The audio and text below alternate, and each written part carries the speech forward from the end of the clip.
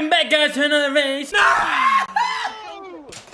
And this is part number 21 today for the Brazilian Grand Prix in our rookie debut season in Formula 1. But if you guys did miss the previous part at the Mexican Grand Prix, then be sure to go check that one out before you see this one because, well, the red mist descended and I got quite annoyed in the cockpit because after things were looking pretty darn good, Lando Norris suffered a really, really unfortunate engine failure. It's another massive blow for him in the title fight, and I had to avenge him, and we went out and got the win. I'm happy about that, but I still came away a bit disappointed about overall, you know, for the title fight, for his title's sake, it was a bad day. But for me, it was great. I mean, the form we're in right now is outstanding. You know, since that crushing DNF from the lead of the Azerbaijan Grand Prix. We've been P1, P2, P1, so maybe a second place is on the cards here in Brazil potential. Can we go on and do better and get another win? But one of you guys pointed out already at the moment as it stands,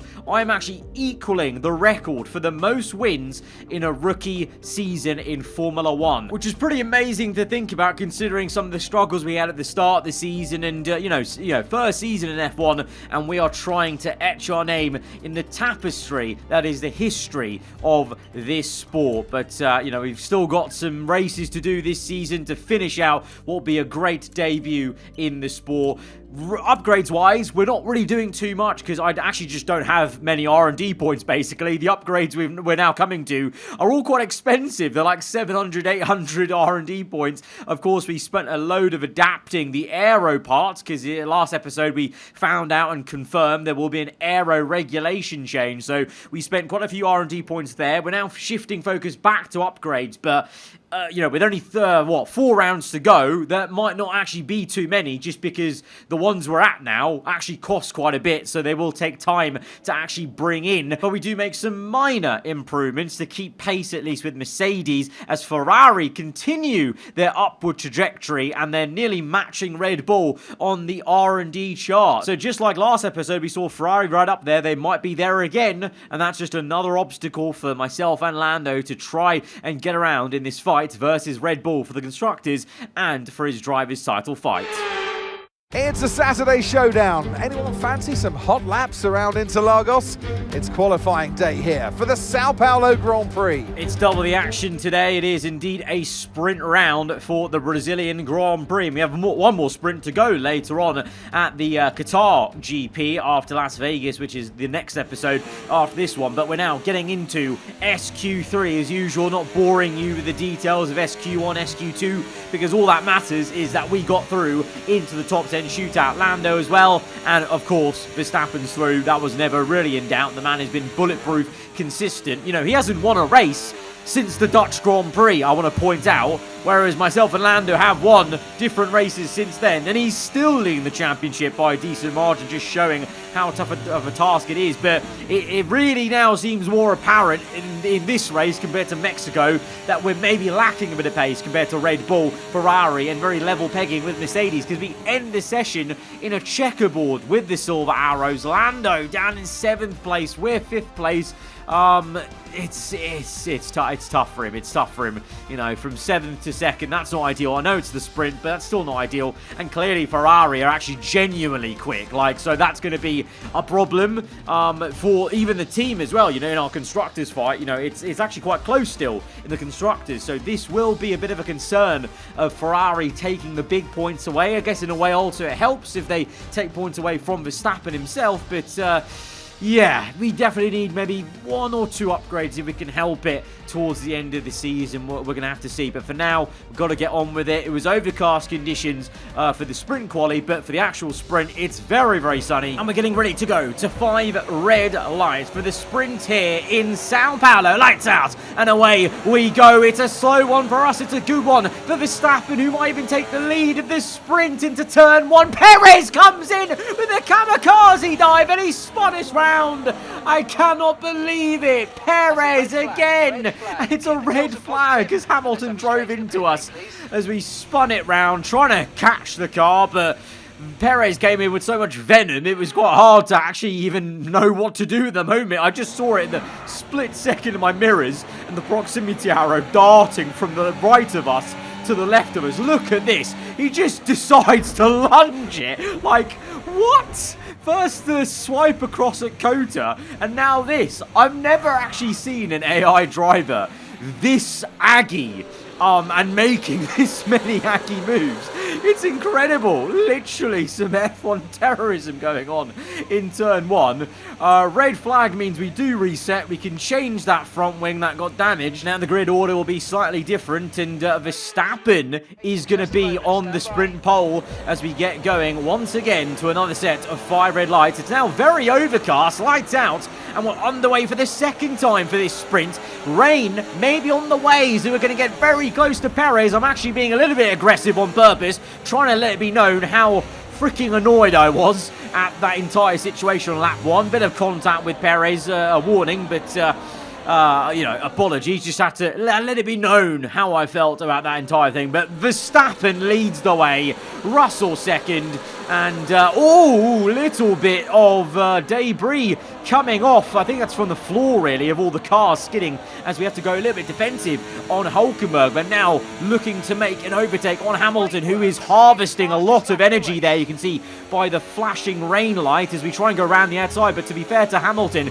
he defends really well, actually, to the inside there. I thought I would have got a real good run around the outside, but no. And meanwhile, at the front, the other silver arrow is attacking Verstappen. Russell v Verstappen. This is always an exciting one, and Verstappen has to settle for second place. There's a consistent amount of carbon fiber being shed from the bottom of these cars as we're all skidding along on the curbs going up into Sector 2, as we now have a little cheeky send on Hamilton and get up into P6. Lando ahead of us in P5. Not much progress being made there with the 2 Ferraris ahead of him in kind of, you know, formation. I don't think they'll be letting anyone by, really, as Verstappen does get let by Russell, as those two are probably going to be swapping with DRS every single lap. No, actually, my mistake. Annoyingly, Verstappen's actually getting away now. Look at him go in the distance. He's already probably broken DRS now, frustratingly for Lando's sake, for my sake, because now Russell is fighting the Ferraris. It's all getting a little bit heated. Yellow flags in this sector because there's a car on the mini-map you can see that's retired. I believe that's Daniel Ricciardo, as we remain in 6th place. Just playing the patient game. You can see on the bottom right, I'm really saving a lot of battery because I want to use it for the run up the hill. I'm giving also Lando a first opportunity to make a move potentially, but it doesn't look like he's really up for it. Maybe a little bit demotivated from the poor qualifying. So I think up this next hill, you know, you look at the yellow bar, we've got so much battery to use, so we can use overtake mode, get amongst it, and try and score some higher points for the oh my god, really? Really? Oh wow, what a miserable day. What a miserable sprint day. We cake the grid with smoke in Sector 3, and our engine's gone. Our engine's gone. Oh, right. Okay. Well, the sprint was pretty useless up to that point, I'm not going to lie, especially for us. Already losing ground to Verstappen, who was in P1, but now, well, I get to end it early, I guess, and just get on with the actual race weekend of the proper quali and the proper race where it really matters. God, I'm really sounding like Max Verstappen. Really well and truly with these. To be honest, yeah, I get it now. For the experiences I've had in the sprint so far in this game, it is quite pointless. Verstappen wins the sprint. Lando finishes P6. He got overtaken by Hamilton, so he loses 5 points in the championship. Oh, brother. Oh, I think the tide is really turning, and it's really coming in Verstappen's favour. Yeah, I don't know. Yeah, we're going to try our best. At this point, I guess we just switch focus to the Constructors fight. Make sure we win it for McLaren, because that would surely irk Red Bull. You know, yes, Verstappen might win the championship. The money, the prize pool is in the Constructors. So still trying to do the best job we can out there every single quali and every single race. But unless the engine blows up, of course, which we're going to try and put behind us. And well, right now the pace isn't looking electric. It's looking a bit dog, to be honest. The pace is P8 at the moment. I don't know where Lando is. He's at least higher than P6, but for us, I don't know what we can really achieve here, because it's been a very marginal gain on this second flying lap. So maybe just others getting even quicker than what they did, after the sprint, just getting even more dialed into the circuit. Obviously, I got less laps in the sprint because of my engine failure, and it's only P7. I say only P7, it's still okay, but of course to what we've been used to, from pole position in Mexico to P7. The only silver lining is Lando's actually pulled it out of the bag. Fair play, he's pulled it out of the bag after a disappointing sprint race where he lost 5 points in the championship to Verstappen. He is qualified on the front row alongside Leclerc, has the opportunity to maybe go for P1 early doors, but Verstappen is there, but at least he's ahead of him and he's on the front row. That's decent. We need to try and catch up to maybe help him out in that fight, and obviously just hopefully enjoy the Brazilian Grand Prix a little bit, because we didn't even get that much racing action going in the sprint with the red flag and then the engine failure, so we haven't turned many laps around Sao Paulo, so hoping to do so in the full Grand Prix. Of course, though, we've got the likes of Sergio Perez right near us, so that could get quite frosty. Let's go to the grid. Welcome along then to where heroes and history are made. It's where the 2008 title was decided in the very final corner. And just 1 year later, Jenson Button stormed through from 14th on the grid to claim his one and only Drivers' Championship. It's time then for the Sao Paulo Grand Prix. It's an unusual anti-clockwise race here at Interlagos, where the Sao Paulo locals are packed into the grandstands at each of the 15 corners around this classic 2.7-mile circuit. Two very fast sections bookend the famous and highly technical Sector 2, where getting a good run out of Junsao into one of the two DRS zones will be key to any overtaking prospects today. It's time to take a look at our starting grid for today's race. A fantastic effort from Charles Leclerc yesterday, and it's put him on pole, and Lando Norris lines up alongside. Looking down the rest of the grid, we have Verstappen, Russell, Sainz, Perez, a McLaren, Fernando Alonso, Stroll, Albon, Gasly, Bottas, Magnussen, Hamilton, Sargent, Tsunoda, Ricciardo, Zhou, Ocon, and Nico Hülkenberg rounds off the grid. And now it's time to head down to the track. And alongside me, a man, well, what more can I say? But he's a legend, Anthony Davidson. I know what we've got to do before the start of today's race, but what about our driver? What do the final hours look like for them? Well, for them, you've got your pre-race rituals that you go through. You see different drivers some have got their headphones on, they're listening to the music. Some drivers really absorb the energy from the crowd and they're there waving to them. Other drivers, they go within themselves. They chat to their engineers, absorbing that information, that vital information that you need to carry you through the race. And, those pre-race rituals are essential to making things systematic. We do a lot of Grand Prix in a season, and the more systematic you can be, the easier you are within that environment. Well, I'm hoping there's a little bit more race pace in the car, although to be fair, I didn't even really see the opportunity to see what the pace was like in the sprint. And I was actually saving quite a decent amount of battery in the traffic, before the engine failure. So I actually am quite quietly confident that we actually can go quite well if we, strategically save battery at the right point of the laps. And obviously Lando putting it on the front row shows there is some genuine pace there in these different maybe conditions to sprint quali in the sprint. It's a little bit less overcast today, a bit more sunny. Let's go to 5 red lights for the full Brazilian Grand Prix. Lights out and away we go. It's a good start for us versus Sergio Perez, this time hoping that he doesn't make a dive. We're going to cover him off, in fact, to the inside to block off that opportunity. Fernando Alonso has a little snap at the heel as we get right up close and personal with Carlos Sainz's rear end and rear wing of the Ferrari. Russell P4 ahead, made the overtake, got ahead and stayed in it ahead as we make the move on the Spaniard on the outside. Very close stuff on the left-hand side, nearly banging tyres. He's still there technically on the left, so we're having to use battery all the way till the next right-hander up the hill to finish that move off. But it's Leclerc that leads the way then from pole position. Lando second place, Verstappen third. So it's not the overtake I was hoping for his sake into P1, but he's not lost a position. He's ahead of Max, and Leclerc, to be fair, looks like he's pulling away just a bit already on lap 1, so that's maybe a little bit worrying about what the Ferrari pace is like, but we are ahead of a Ferrari, so they're not invincible. Let's see how this goes. It's a long way to go, 35 laps ahead of us, and knock on wood that myself and Lando can see every one of those 35 laps to come. As we now maybe size up a move on Russell, using quite a fair bit of battery all the way into the brake zone for turn 1, just because I realised that he was harvesting quite a fair bit into that corner.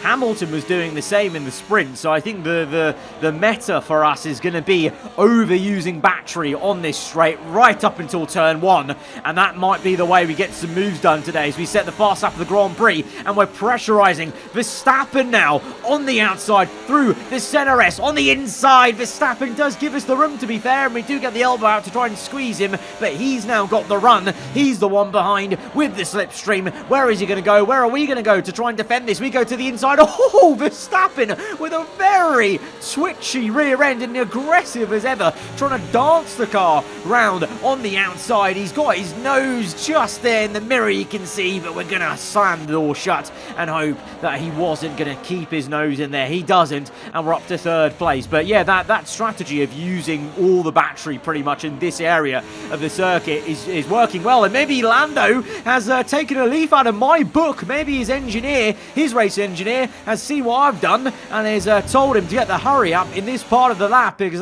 this is where it seems we are strongest as a car with the battery use. Ferrari seem to be much better in the corners in the heart of Sector 2, so if we can get the move done here, well, you're in good stead for at least the rest of the lap. But he's made the overtake, but Leclerc is going to keep up with him obviously through this sector, and will have his own chance to save battery. But we're closing up, you know, on the Ferrari all of a sudden. Lando P1, we're 3rd place. If I make this move, this could be McLaren 1-2. Things will be looking much better compared to how they were in the sprint itself, and even qualifying for myself, as Leclerc gets past Lando as I say that, so that's been squashed immediately. But we're playing the patient game.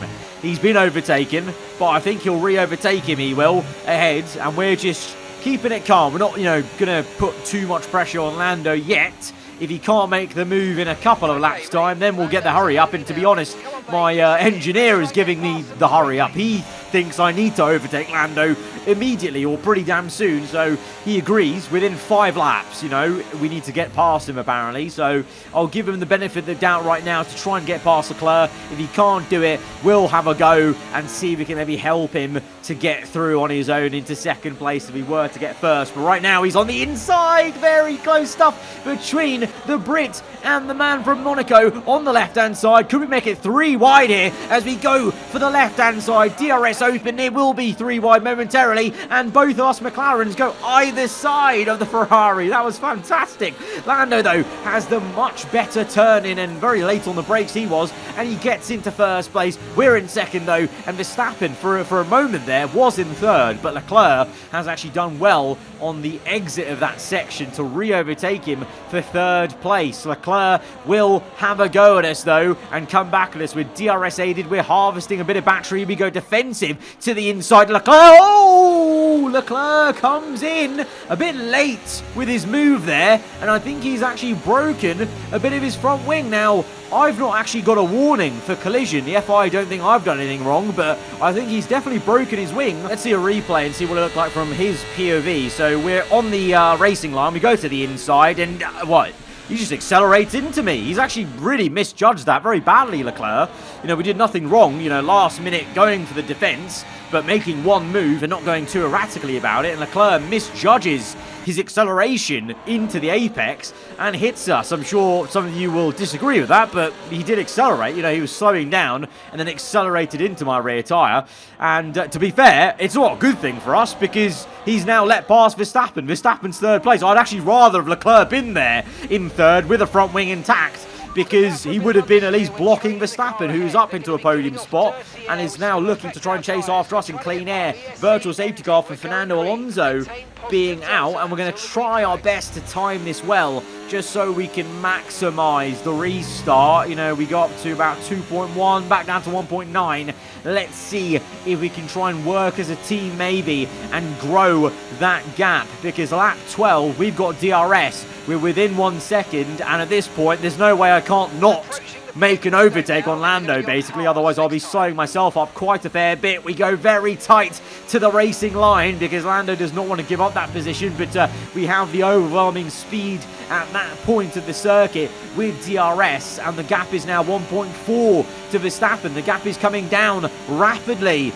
to the Dutchman, so he is closing in, giving pressure. Lando repasses us fair and square with DRS. We don't put up too much of a fight, just in the same way he didn't put up too much of a fight on us. Obviously, we're, just being very respectful about the swaps, but with the gap being 1.2, and sooner rather than later, lap 15 actually, he'll be within 1 second. We've completely lost touch of Lando now, but we're peeling to the pits because our mediums are feeling a bit second-hand. So Verstappen was gaining on us, but I also lost DRS to Lando in all of that, and that was also a bigger factor to why Verstappen was able to close up to us. But he's now having to defend Russell, who's really going for it for the Dutchman now, so maybe Russell can hinder the Red Bull car as we make our stop onto hard tyres. Good pit stop, 2.4, not too bad. Russell on the outside, could the Mercedes get up into what will be P2 on the road? No, Verstappen remains there. Meanwhile, Sainz does get the move done on Sergio Perez to get up into P4, but we are now out on the hard tyres looking to make the most of the undercut, but annoyingly, we've got a massive train of cars. This is not ideal. We need to get past these guys as soon as possible. So using a bit of battery to try and drag past Sonoda, but the Visa Cash App RB, not too bad in a straight line there, but now big dive on the Kick Sauber. A little bit deep into the corner, but we still made the overtake, which is all that matters, really. And now we've got a three-way battle between Sargent, Hulkenberg, and Ricciardo, I think. And can we go on the left-hand side and do a 3-for-1? Yes, we can. It's a triple overtake. Very, very good stuff. That is what we need today to make the use of this hard compound tyre in this pocket of clean air now. And here's a replay, though. Look at this. Smooth as you want on the inside. 3-in-1. Thank you very much. But lap 18, Lando now has made his pit stop. You can see we are only 2.2 seconds behind him. So in that undercut, we basically gained 2.8 seconds kind of to the leader, which is Lando, obviously. We're 5 seconds behind him in the pit stop phase. So the undercut has worked considerably well to reduce that gap by half to the leader, our teammate. And Russell now, having actually made a later pit stop, is coming out ahead of Verstappen. So Russell has actually made the overcut work there, unless I'm mistaken, and maybe Russell was already ahead of Verstappen before the pit stop, so maybe we just missed the overtake somewhere. But Russell ahead of Verstappen, then Verstappen in P4, having to now re-engage with the Brit, the Silver Arrow, and he's actually gone and overtaken him by lap 20, but we've missed the overtake, but it won't matter, because Russell will now come back for the repass. These guys seemingly have been swapping left, right, and centre every single lap near enough, to the point where now Sainz is involved. Ferrari v Red Bull v Mercedes. Great to see three different teams scrapping here for the last podium spot. Sainz going for the aggressive move to the inside, and all of a sudden Verstappen is not down just one place, he's down two. He's down to 5th place on lap 21. That is now looking much better in terms of, forget this sprint. After a DNF in Mexico, Lando needs this. A P1. If Max stays in P5, that's a decent chunk of points to come back. Obviously, the sprint does negate 5 points there, but that's even more of a reason to need a result like this. Sainz and Russell swapping positions. Hopefully, for Lando's sake, they don't swap enough where Verstappen can close up. But right now, in McLaren's world, it's a 1-2, loving life, and we're just chilling and just controlling our pace, really, as we see Verstappen going maybe for the double pass. He wanted to. I felt that he wanted to make that dive on Russell, but instead, he has to still fight Sainz on the exit, and the Spaniard does really well to get back down the inside to get up into P4 once again. And now all of a sudden, Sergio Perez closing up to his teammate. Meanwhile, behind it's Hamilton, Albon, Gasly, the top 10, Magnussen in there as well, sorry, and Leclerc with that broken front wing, which Ferrari have not changed. He's down in P16. What are they doing? What a Ferrari playing at. Lap 34 now, and it's overcast, and like in the sprint, rain actually threatening at the end of this race. And unlike the sprint, we have enough laps and time for it to actually start raining. You can see the droplets on the halo and the top of the chassis, so it might be a bit of a slippery affair because there's no point pitting. But you can see it's raining so hard that it's actually settling on the camera, on the T-cam on board, and it is getting a bit slidey out there as we go on to the last lap of the Grand Prix. But we've just been taking it easy, not wanting to spin it in these damp conditions, and it has meant that Sainz is closing the gap. It used to be about 6 seconds. It's now 4.7. As you can see, I'm having to take it very cautiously, and the rear end is having a bit of a snap here and there as there are some damp patches, and going this cautious has meant that Lando's also grown his gap to 10 seconds, but it's no matter. We were, accepting of our second place. I didn't actually just have any pace to catch Lando, to be fair, even if I wanted to.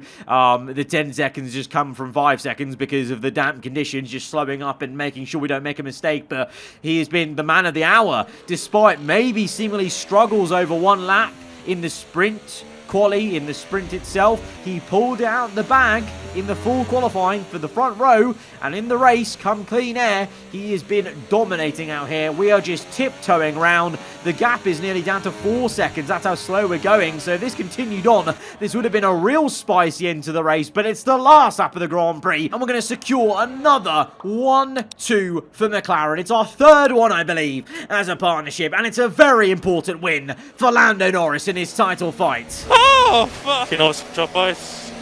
And girls, thank you so much. For us, it's second place. We actually did it. We matched the pattern, the checkerboard of results. Ever since Baku with the engine failure, it has been first, second today at the Brazilian Grand Prix. We are in some touch of form, and it's a great, great finish for the entire team. A great race then, very much as we've come to expect, and a fantastic victory here at Interlagos. That's another win notched up for my teammate. It's one he really needed, to be honest, after the engine failure in Mexico. Even more so, the sprint losing 5 points. The gap is 19 points. It still seems a little bit out of reach. For us, it's been a good race, and we've closed again to Leclerc. Maybe third place in the championship could even be in sight, which is pretty crazy to think, but that is how good the form has been for us. We've just been on the bounce for the last 4 races. Should have been 5 races, really, from Baku. It's been unreal, and been feeling genuinely actually just much better at the game, at the handling model, etc. Getting really used to it now. And the other constructors, it's with that third 1-2, 49 points ahead of Red Bull. It's not over yet, but that is a decent margin over what has been the more, the consistently quicker car over the season, Red Bull. We've only been the quickest car for a little bit on paper, and we haven't actually been the quickest car on paper for a few races now. Ferrari and Red Bull have been up there, but we're still performing, which is the more important thing. But we're actually in a championship rivalry with Leclerc in terms of the points, so we need to actually try and aim for that third place in the championship if we want to try and gain some extra stats for beating Leclerc. And we're in a rating rivalry with Esteban Ocon for 83 overall, I think that was, and we gained a decent amount of stats, and we're well on our way to 83, to matching him, I guess, and then we have to try and go one better. But it's a fantastic episode, at least for the Grand Prix, it's the full Grand Prix itself, for the team. 1-2, can't complain. Lando brings the gap down a bit. We had a decent recovery, I guess, from the sprint disappointment, so you can't ask for much more. And we now look ahead to the Las Vegas Grand Prix. That should be a real exciting one. But till then, guys, if you have enjoyed this one, hit the like button, let me know what you thought in the comments below. If you're around here, then do get subscribed for weekly Formula 1 content. I'll see you guys next time. Goodbye.